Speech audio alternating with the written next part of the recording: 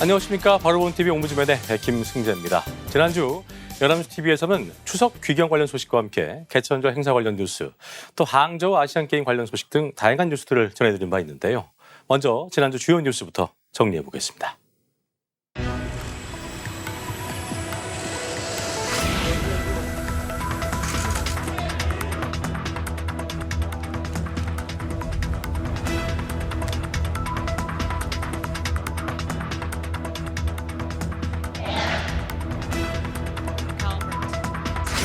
This is a 15-minute vote.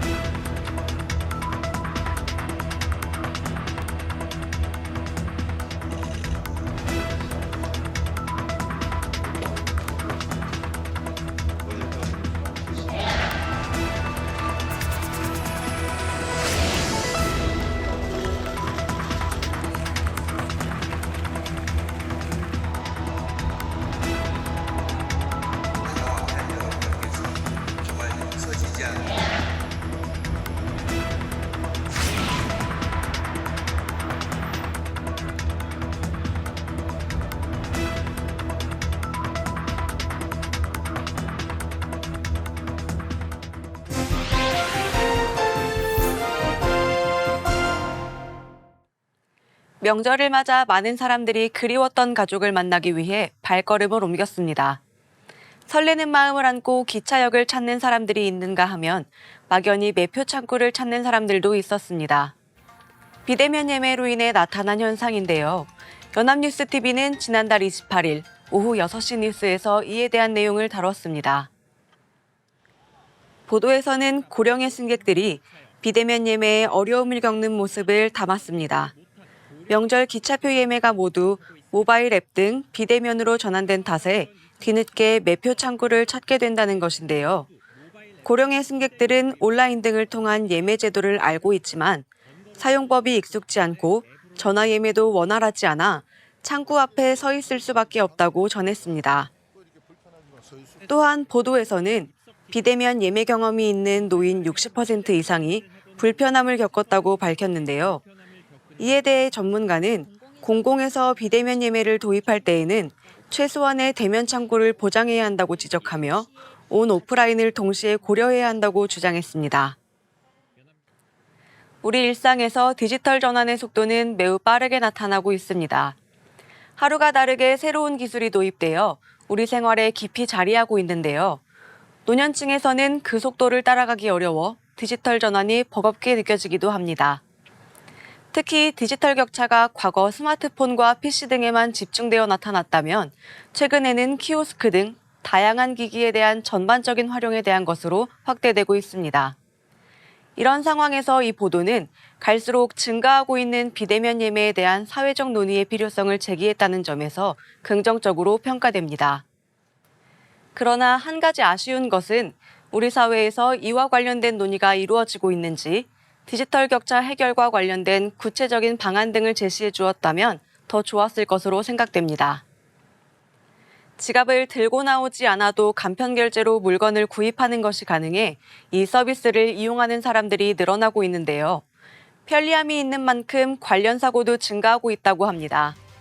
지난달 30일 토요와이드에서는 이에 대한 내용을 다뤘습니다. 보도에서는 올해 상반기 간편결제 서비스 이용 금액은 지난해보다 17%가량 증가한 하루 평균 8,451억 원으로 나타났고 이용 건수도 2016년 관련 통계 집계 이후 최대치인 2,600만 건을 넘긴 것으로 집계되었다고 덧붙였습니다. 코로나19 이후 비접촉 비대면 문화가 퍼지면서 간편결제 이용 가능 영역과 이용 금액이 증가한 것이 그 원인인데요. 이에 대해 전문가는 다양한 형태로 지급결제 수단이 확대되면 소비자들이 보다 편리하고 저렴하게 이용할 수 있다고 설명했습니다. 한편 명의노용 등 부정결제 사고가 증가했다는 내용도 덧붙였습니다. 코로나19가 발생한 2019년을 기점으로 3년 만에 5배가량 증가했다고 전하면서 지갑 없는 사회가 다가오는 가운데 전문가들은 이에 대한 부작용에도 대비해야 할 것을 지적했습니다. 우리가 이용하는 매장들에서 휴대전화를 통한 간편결제 서비스를 이용할 수 있다는 문구를 쉽게 찾아볼 수 있습니다. 보도에서 설명한 것처럼 번거롭게 지갑을 들고 다니지 않아도 된다는 편리함과 우리 사회의 비접촉, 비대면 문화의 확산이 간편결제를 이용하도록 견인한 것으로 볼 수 있습니다. 이 보도는 변화하고 있는 결제 환경을 잘 설명해 주어 시청자들의 이해를 도왔다고 평가할 수 있습니다. 우선 영상에서 간편 결제를 하는 모습을 통해 해당 서비스에 대한 이해를 도왔고 이용량 및 부정 결제 등의 통계 수치를 시각화해 보여주어 시청자들이 현실을 잘 파악할 수 있도록 적절한 정보를 제공해 주었습니다. 다만 간편 결제 부작용에 대한 내용을 전할 때 소비자는 어떤 대비를 해야 하는지, 관련 업계에서는 어떤 방식으로 대비책을 마련하고 있는지 등을 덧붙여 주었다면 간편결제 서비스의 장단점을 폭넓게 파악할 수 있는 보도가 되었을 것이라고 생각됩니다. 저출산과 고령화는 우리 사회에 다양한 영향을 미치는 만큼 이를 해결하기 위해 정부에서는 대책을 마련하고 있습니다. 그러나 그에 대해 시민들은 미온적 반응을 보여 정책의 실효성에 의문의 목소리가 높아지고 있습니다. 지난 1일 일요와이드에서는 인구 감소가 우리 경제에 미치는 영향을 다뤘습니다. 보도는 17년 전 옥스퍼드대 명예교수가 우리나라를 인구 소멸로 사라지는 1호 국가가 될 것으로 전망했는데 그 속도가 더욱 빨라지고 있다는 내용으로 시작됐습니다. 합계 출산율이 지속적으로 감소해 올해는 0.73명, 2035년에는 0.61명이 될 것이라는 전망을 덧붙였습니다. 생산 연령 인구가 줄어들게 되면 노년 부양비의 증가로 이어져 현재 상황에 개선이 없을 경우 경제에 악영향을 미칠 뿐만 아니라 다양한 사회 문제까지 유발한다고 설명했습니다. 이에 대해 젊은 양질의 노동력 공급이 줄어들 경우 국가 전체 생산성 향상에 지장을 초래할 것이라는 전문가의 의견을 덧붙이면서 인구를 유지할 수 있는 방법을 고민해야 한다고 강조했습니다. 이와 함께 저출산 대책에 대한 내용도 전했는데요. 보도에서는 정부의 저출산 대책으로는 사회적 인식 변화를 유도하기에는 한계가 있다고 언급했습니다. 2005년부터 약 20년간 저출산 대책이 지속되어 왔지만 출산에 대한 사회적 인식 변화의 선행 없이 경제적 지원 위주의 정부 대책만으로는 출산율을 높이기에는 무리가 있다는 지적을 덧붙였습니다. 보도에서는 국가의 지원금이나 정책들이 다자녀 출산에 큰 영향을 미치지 않는다는 입장과 양육에 대한 인식과 문화 개선이 가장 필요하다는 시민들의 의견을 전했습니다. 전문가들도 기계적으로 결혼율과 출산율을 높이는 데에만 주력하기보다는 청년층의 가치관 변화를 적극적으로 수용해 사회문화 조성에 힘써야 한다고 강조했습니다. 지속되는 저출산과 초고령화는 여전히 우리 사회가 풀어야 할 과제로 남아 있습니다. 과거에는 저출산과 관련하여 나라에서 경제적으로 지원해 주는데 아이를 낳지 않는다는 비판적 시각이 존재했는데요. 최근에는 보도에서 언급한 것처럼 사회적 인식의 변화를 우선으로 고려해야 한다는 여론이 확산되고 있습니다. 일요와이드에서 살펴본 저출산에 대한 내용은 경제적인 부분과 함께 저출산에 대한 시민들의 인식, 해결 방법 등 다양한 관점으로 보도되었다고 볼 수 있습니다. 해당 보도들에서는 우리 사회가 당면한 과제와 지속적으로 논의되어야 할 것들을 짚어주어 저출산의 근본적인 원인 파악과 그에 대한 효과성 있는 대안이 필요한 현실을 잘 보여주었습니다. 뿐만 아니라 이에 대한 논의를 활발하게 할 수 있는 공론장을 형성했다고 평가됩니다. 환절기에는 큰 일교차로 인해 감기에 노출되기 쉬운데요. 추워진 날씨 탓에 코로나19 재유행의 우려도 나타나고 있습니다. 지난 2일 뉴스 1번지에서는 이와 관련된 내용을 다뤘습니다. 보도에 따르면 최근 3주째 독감 환자가 꾸준히 증가하고 있다고 전하며 독감 의심 환자는 17.3명으로 유행 기준인 6.5명의 2배가 넘는다고 덧붙였습니다. 감염내과 교수는 지금과 같은 상황이라면 빠르면 11월 초중순에 독감 환자가 급증할 수도 있다고 설명했습니다. 코로나19 확산에 대한 우려도 전했는데요. 호흡기내과 교수는 코로나는 새로운 변이가 겨울이 되면 분명히 나올 확률이 있음을 설명했고, 방역당국에서는 겨울철을 맞아 독감과 코로나19 모두 예방접종을 할 것을 당부하며 WHO와 국내외 연구 사례를 통해 두 가지를 동시에 접종해도 안전하다는 내용을 덧붙였습니다. 아울러 이달 19일부터 65세 이상은 코로나19와 독감 백신 접종이 가능하다는 소식과 함께 코로나19 백신은 전 국민 무료로 접종할 수 있고 독감은 생후 6개월부터 13세 이하 어린이와 임산부, 65세 이상 고령층을 제외하고 접종 비용을 내야 한다는 정보를 전달했습니다. 일교차가 커져 대기가 건조해지는 탓에 감기에 쉽게 걸릴 수 있는데요. 보도에서는 환절기 독감 환자의 이례적인 급증에 대한 내용과 함께 우리 사회 내 코로나19 재확산에 대한 우려의 목소리도 전해 끝나지 않은 바이러스와의 전쟁에 대한 경각심을 일으켰습니다. 또한 전문가들의 의견을 더해 예방접종의 안전성을 강조하여 안심하고 백신 접종을 할 수 있도록 유도했다는 점도 긍정적으로 평가됩니다. 그러나 보도 말미에 코로나19 백신 접종 일정을 안내하면서 해당 백신이 새로운 변이에 대한 것인지를 설명했다면 더 좋았을 것으로 보입니다.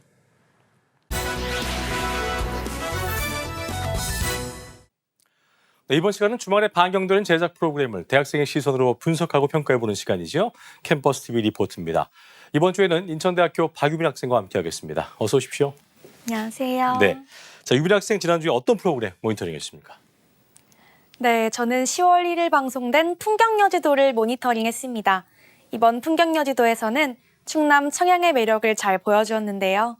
그럼 자세한 모니터링 내용 지금부터 전해드리겠습니다.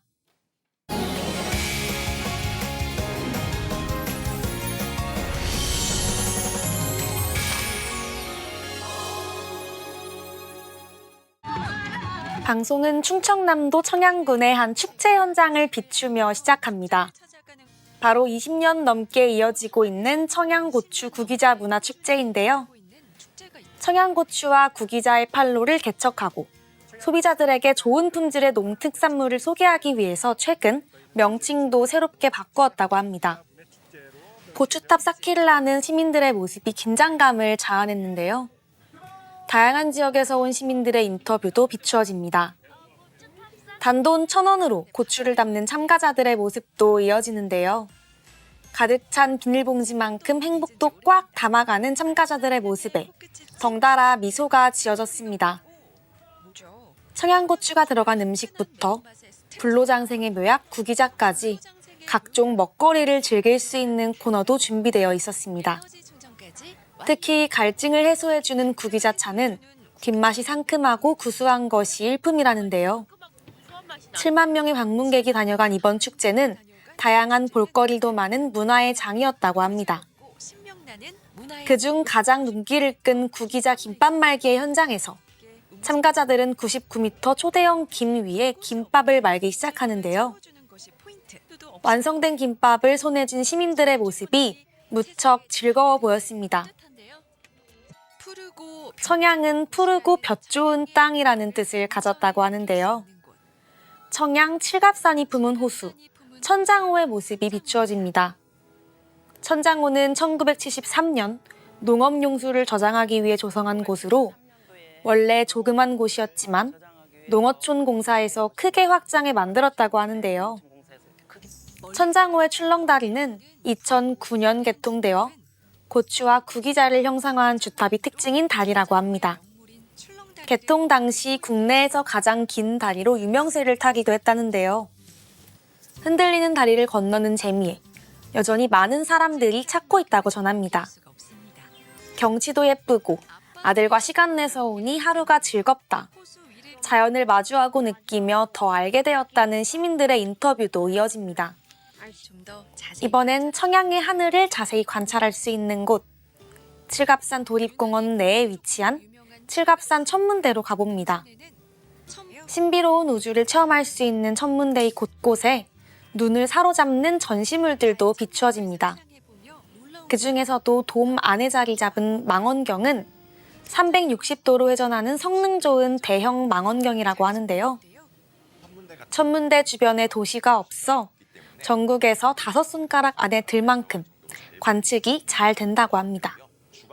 주 관측실의 굴절 망원경은 눈으로 볼 때보다 2,500배 밝게 보여주어 어두운 천체들도 관측할 수 있도록 하고, 보조 관측실의 5대의 망원경으로 가을에는 토성, 목성과 같은 행성들을 볼 수 있다고 합니다. 밤이 오길 기다리며 아이들은 동전 굴리기로 행성의 운동 법칙도 배워보고 천체 투영실에서 오로라를 보기도 합니다. 오로라가 신비롭기도 하고 파도 같았다고 하는데요.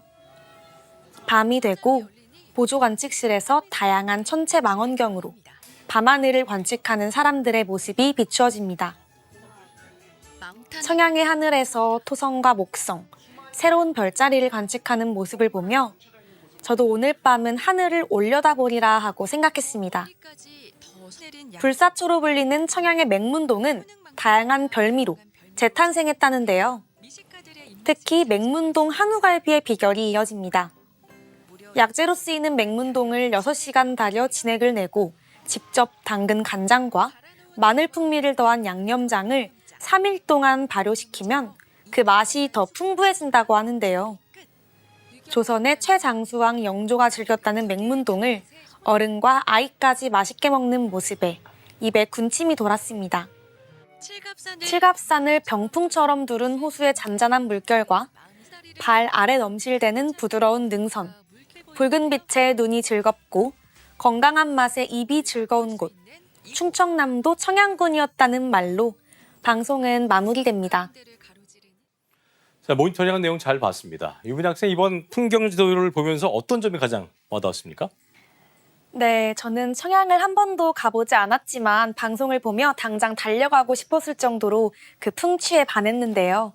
특히 가을산을 사랑하는 사람으로서 청양의 칠갑산에 꼭 한번 오르고 싶다는 생각을 해봤습니다. 예, 저도 보니까 가보고 싶은 생각이 들었습니다. 자, 그럼 마지막으로 이번 풍경 지도에 대한 유빈 학생 한 줄 평 들어볼까요? 네, 저의 한 줄 평은 다채로운 매력을 담은 청양에서 행복한 가을나기입니다. 네, 공감을 쓰는 한 줄 평까지 잘 들어봤습니다. 지금까지 인천대학교 박유인 학생과 함께했습니다. 오늘 말씀 고맙습니다. 감사합니다.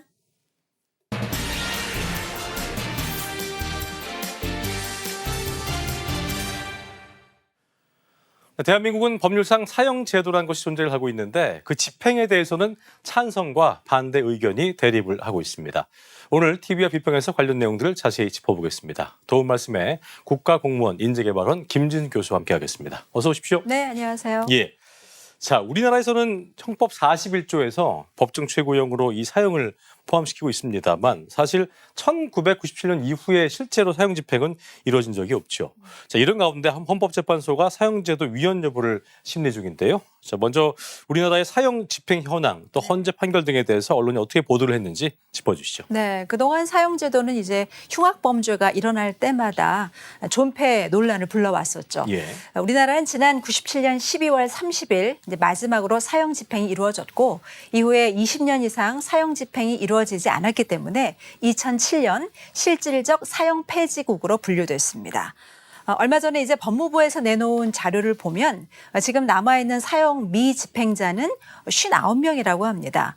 이 수치는 기존에 사형 선고를 받고 복역 중인 사람들 가운데 사망한 경우나 또 감형된 경우를 제외하고 남은 사람이 59명이라는 뜻인데요. 이 사람들에 대해서 이제 사형 집행을 해야 한다, 말아야 한다라는 논란이 있는 것이고 또 이와는 별개로 사형제 자체를 폐지해야 한다는 논쟁도 벌어지고 있는 것입니다. 예. 특히 이제 말씀하신 것처럼 헌법재판소가 역사상 3번째로 사형제 위헌 여부를 심사하고 있는데 네. 이게 이제 길어지면서 4년 7개월째 계류 중인 상황입니다. 쟁점은 우리나라 헌법상 사형제도가 허용될 수 있는지, 즉 생명권을 침해한다는 측면에서 위헌이라는 주장과 또 사형제도 자체가 최소한의 범위 내에서 극악한 범죄자들에게 예외적으로 이루어지는 것이기 때문에 허용돼야 한다는 주장입니다. 언론에서는 사형제도 자체가 정치적인 또 철학적인 법적인 가치관에 있어서 큰 차이가 있는 부분들이 있기 때문에 헌재에서도 굉장히 고심할 것이라고 전했습니다. 따라서 당장 헌재가 이 일을 결정할지 아니면 곧 임기가 끝나는 헌재 소장과 또 재판관들이 교체된 이후로 미룰지 여부도 중요한 변수라고 전망했습니다.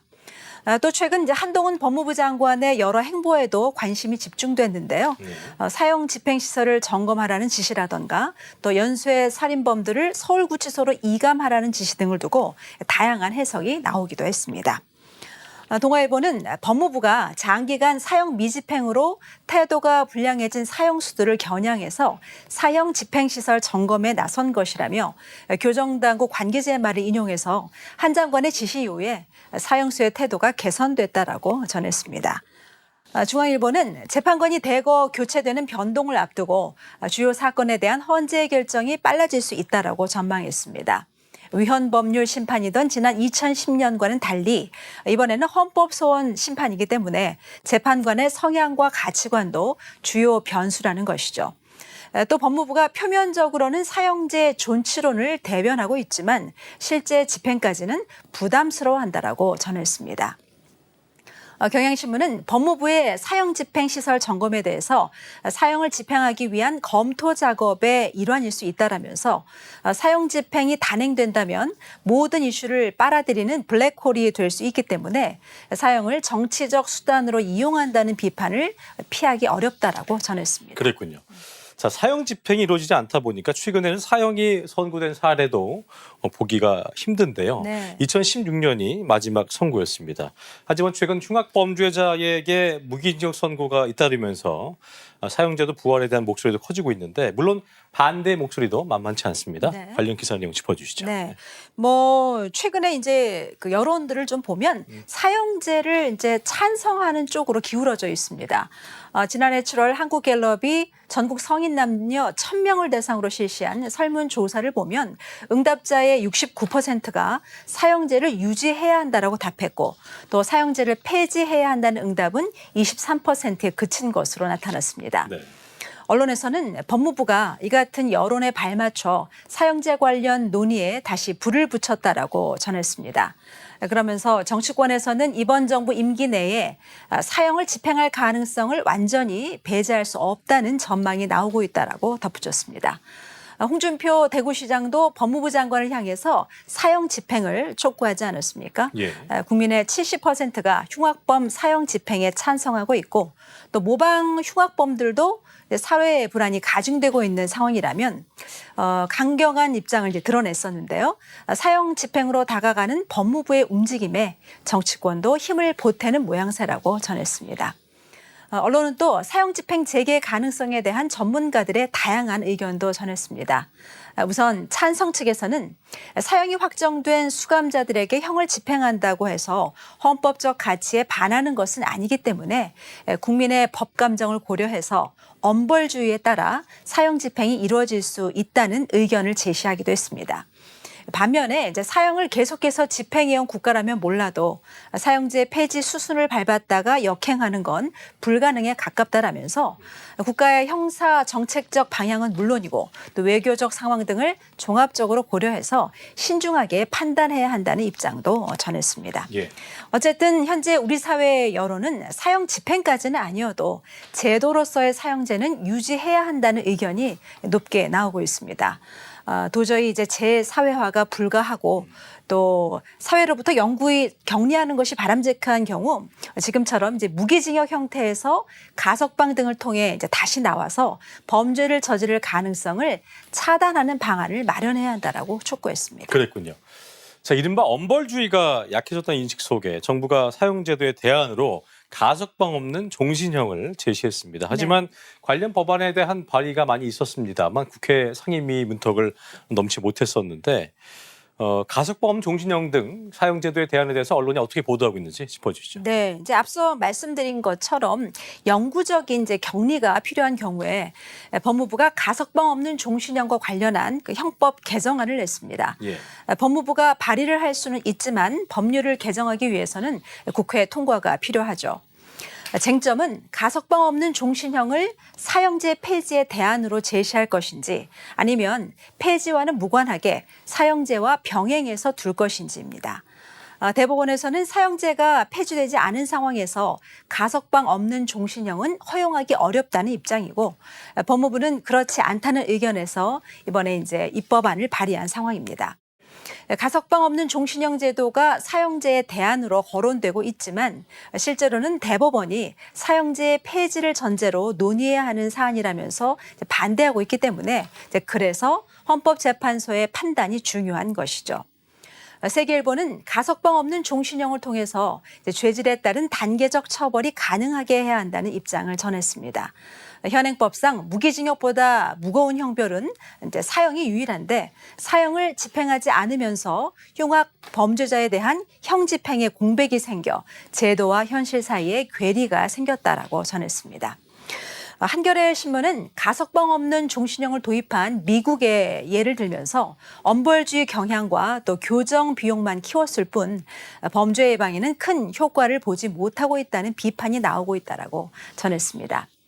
언론은 헌재가 이제 사형제 폐지로 가닥을 잡을 경우에 가장 현실적인 시나리오는 직접 위헌보다는 헌법 불합치 결정을 내릴 가능성이 크다라고 전했습니다.